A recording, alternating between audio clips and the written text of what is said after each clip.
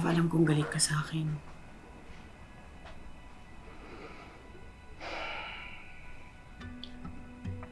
Hindi ako galit sa'yo. Sa ginawa mo, hindi ka dapat nagde-decide ng ganun. Hindi ko naman matitiis si Auntie Belen. Pamilya ko pa rin siya. Pamilya? Di ba iniwan ka nga sa ampunan? Kaya lang naman sila mabait sa'yo dahil may kailangan sila sa inyo ngayon. Ayoko lang madagdagan yung sama ng loob nila sa akin. Ako na nga ang sinisisi nila sa pagkamatay ni Uncle Ernesto. Wala ka namang kasalanan dun di ba? Wala. Wala kang kasalanan sa kanila. Ayoko lang na sinasaktan kanila o masaktan ka uli ni Farah. Kayo ni Cheska. Naintindihan mo? Hindi na mangyayari yun. Meron na tayong restraining order. Yun ang protection natin kay Farah once and for all.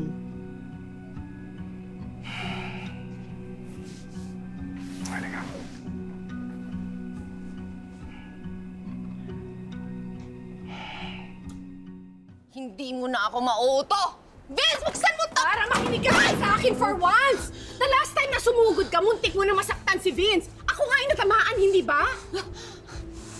Para please, sige na, umalis ka na bago ka pa makagawa ng isang bagay na pagsisisihan mo lang. Utot mo? Ano? Ano tong drama mo? Kunwari kang concerned ka sa akin? Para hindi ko nagkukunwari. Alam ko hindi tayo magkasundo, pero pinsan pa rin kita kay pamilya ang turing ko sa'yo. Well, try mo kaya maging ako, ha? Masyado na kasing perfect yung buhay mo. Try mo kaya na ikaw yung kinakaliwa ng asawa mo. Try mo na ikaw yung kinaiinisan ni Mamita. Na lagi akong kinukumpara sa'yo na walang maling ginagawa. Para. Sige na, try mo lang.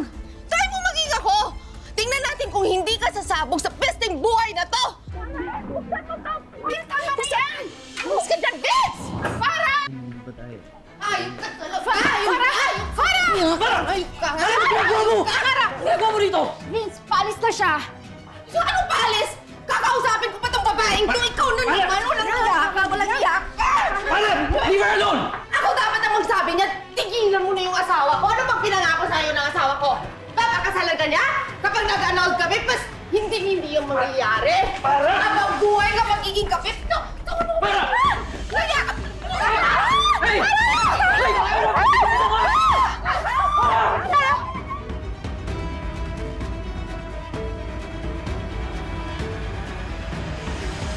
Nag-iyak ka?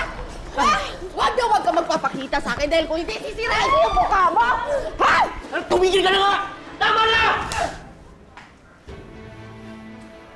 Umalis ka na bago pa ako tumawag ng pulis! Sige! Tumawag kayo ng pulis! Sino ba nag-uwi sa atin ng babae? Baka kasuhan ko pa kayo at pareho kayong makulong! Nagawa mo na ang gusto mo. Hayaan mo na muna sila ni Vince. Tsaka na lang kayo mag-uusap para ayusin to. Fine! Pero huwag niyong kalimutan kung sino nanalo dito, ha? At ikaw, isipin mo yung ginawa mo. Hindi mo dapat kinanti ang asawa mo!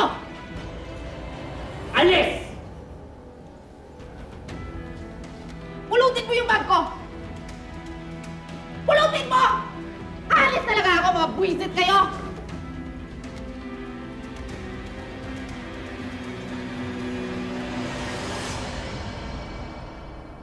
Bro, mabuti na lang nadala mo kagad si Cheska sa kwarto. Masyado nang na-expose yung batang yun sa gulo dito. Nakakaloka pa rin talaga, bro. Hindi pa rin pala talaga tapos si Farah sa panggugulo sa inyo. Eh, hindi lang naman si Farah ang may mali dito eh. Si Vince, may mali din. Hindi na dapat siya nag-uwi ng babae doon sa bahay nila. Totoo yan. Maswerte ka pa rin, bro. Kasi Prince Charming si Boss Opa na napangasawa mo. Eh, yung kapatid niya, nako, nakakaloka, kaliweting palaka. Alam mo ba, sinabi sa akin ni Farah kanina, what if magpalit daw kami ng buhay? What if na-experience ko daw yung pinagdadaanan niya ngayon? Alam mo, nahihirapan na rin kasi siya eh. Kaya siguro gumagawa siya ng gulo. Ay, ganun ba yun? Ay, nako bro ah. Huwag ka magpapaniwala sa pinsan mo yan. Law of attraction kasi yan. Mabuti ka, kaya gumanda ang buhay mo. Eh siya, yung naging buhay niya, karma niya yun. Ang sama kasi ng ugali niya. Ewan ko. Alam ko imposible, pero sana maayos pa rin nila ni Vince yung problema nila. Sana may chance pang magbago si Fran. Yeah.